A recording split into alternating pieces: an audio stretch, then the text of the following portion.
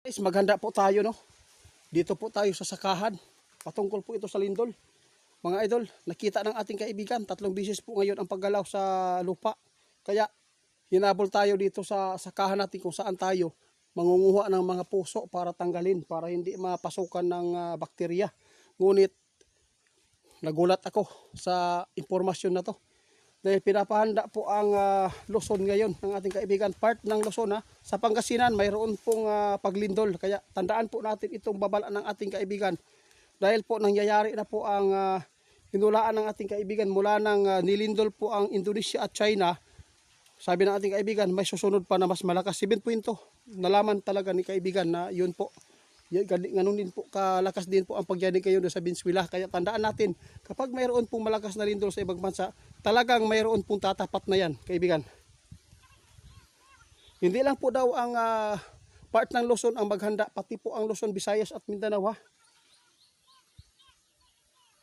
Grabe, hinihingal ako, kaibigan, dahil nagugulat ako sa inyo. Kaya tandaan po natin, mga idol, itong impormasyon ngayon ng ating kaibigan na muling nagbabala ngayon si kaibigan dahil nakumpirma nila ang ilalim sa lupa at ang dagat ay nag-trigger mula ng niyanig. May may bulkan pang Mount Pinatubo yata yun.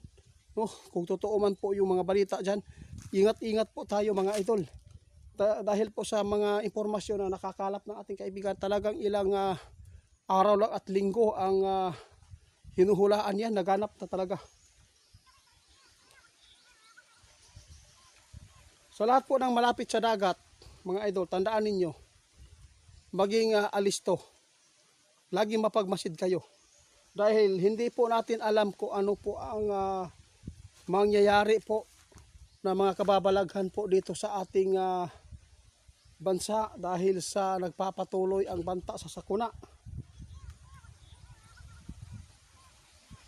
So sana po hindi mangyari. Nakita ng ating kaibigan, marami daw mamamatay, mga idol, kapag ang tao hindi maghanda. Kaya pinapaalalahan ko kayo, kapag natulog tayo sa gabi, huwag tayo makalimot na maglagay po ng flashlight sa gilid at ihanda po ang ating mga misa na matitibay.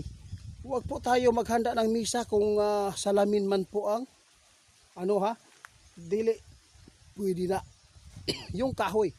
Kasi kapag nahirapan ka makalabas dahil sa panik, at least makagapang ka doon sa misa at doon ka makapagtago. Kung sakali man may mga tipak, at least hindi ka agad madaganan, no? Grabe, oh. Talaga? Grabe, kaibigan. Sana ay hindi ito mangyayari, guys. Tandaan niyo, sinabi natin, kaibigan, itiit, palapit ng palapit ang the big one. Sigurado, mga idol, no? Magkakaroon talaga ng mahigit 8. Tandaan po ninyo ito. Nagbabala na si kaibigan.